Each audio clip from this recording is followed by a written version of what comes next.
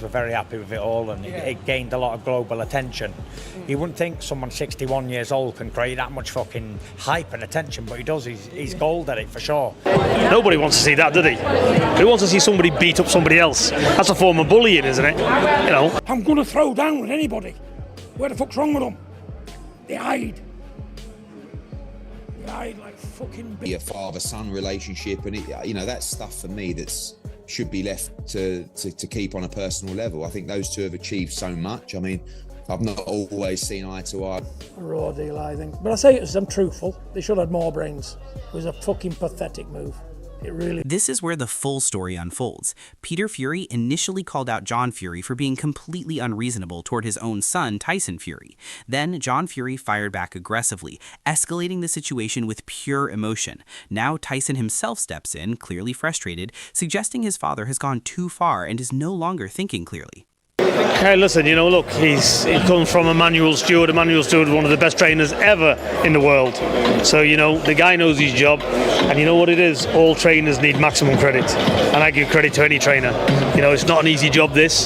So, no, the man's obviously talented. He knows his fighters. Tyson Fury explodes in frustration, unleashing a brutal rant at his father, John Fury. He calls him a big, useless dosser and questions whether he's even a real fighting man, dismissing him as a hype job, all bodybuilding and image with no substance. Fury goes even further, mocking his appearance and making it clear he has completely lost respect, showing just how deep the anger and breakdown in their relationship has become.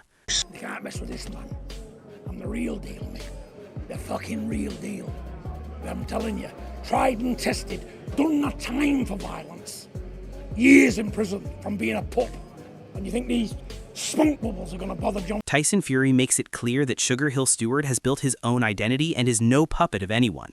He acknowledges the influence of the past, but stresses that Sugar Hill has created his own legacy, trained champions, and earned respect in his own right. Fury uses this point to underline that John Fury's interference is irrelevant when compared to real skill, independence, and proven success at the top level.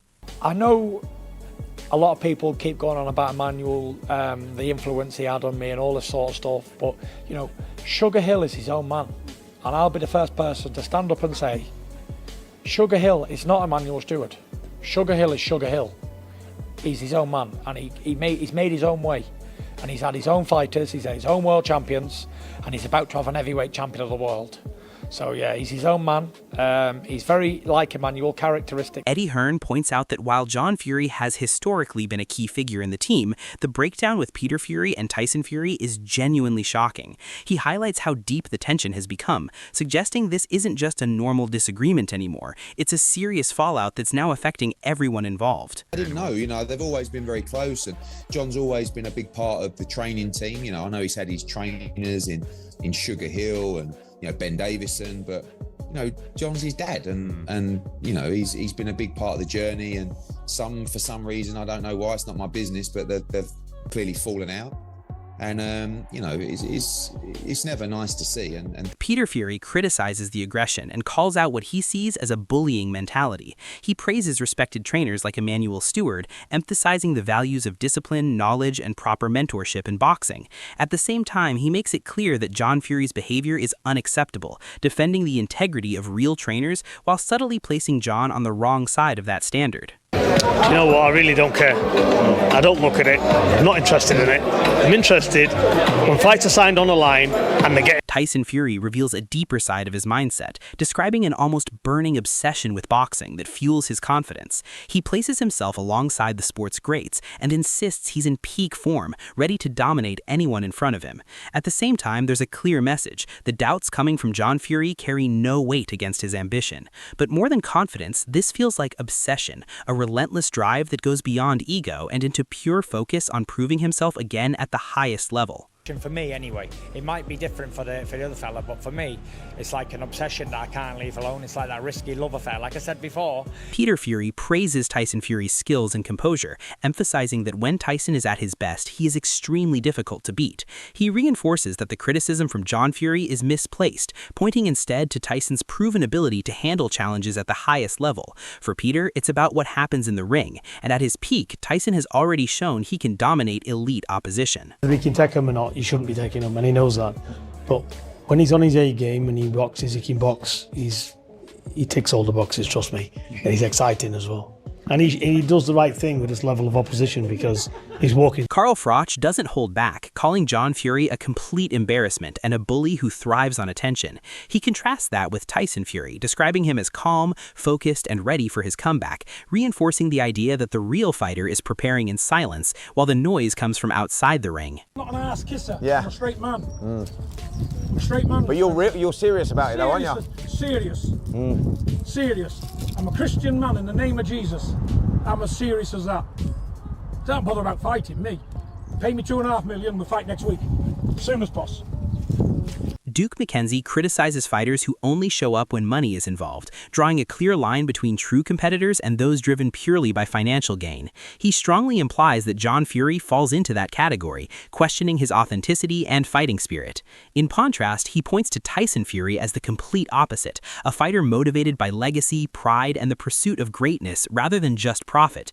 This comparison adds serious weight to the ongoing feud, reinforcing the idea that Tyson's mindset is rooted in purpose and discipline, while John's words come across as hollow and inconsistent.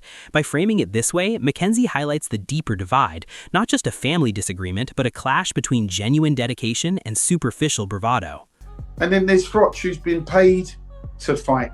He's used to getting money for knocking guys out. I'm sure if they put enough knocks in front of Carl Froch, in front of Carl Froch, then he might rise to it.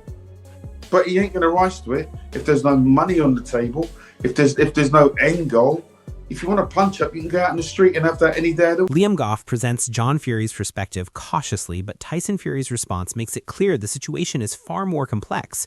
John suggests Tyson isn't himself and questions his comeback, pointing to past fights as limitations. However, Tyson's resilience, discipline, and continued preparation directly contradict that view.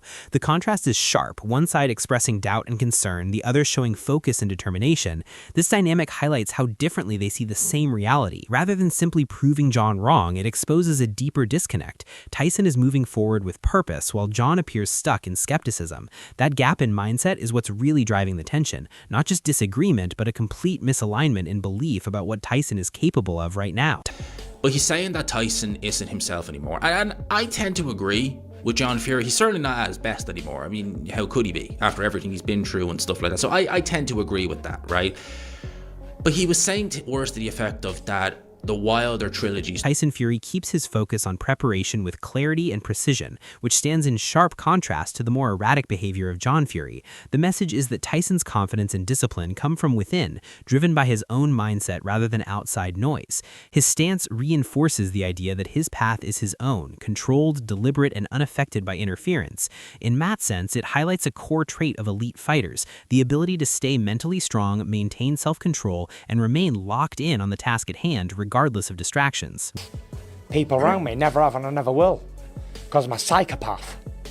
I can't have 1 million people around me because it doesn't work. I just have the same old people I've always knew, that's it. I'm not interested in making new friends, I'm not interested in what the next man's got, I'm not interested in what the next door neighbour's doing, don't care.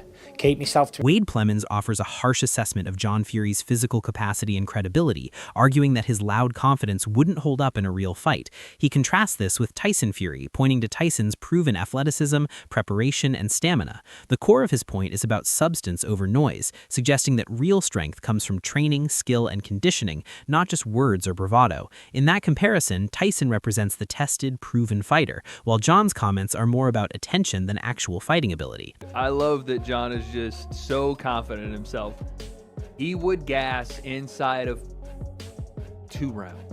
2 rounds, but if he even made it 2 rounds with Carl Froch, he would gas probably in the first round. He's 60 years old. I'm not saying he couldn't hobble about for 4 rounds or something, but he would be gassed inside of 2. Because the way that... The situation you're describing reflects a clear contrast in styles, but it's worth grounding it in reality rather than framing it as a total certainty. Tyson Fury is widely respected because of his mental resilience, adaptability, and proven ability at the elite level. His career shows that he can handle pressure, evolve his style, and come back from setbacks. That's the kind of mindset that defines top champions. His focus on training, legacy, and performance is what ultimately matters in boxing.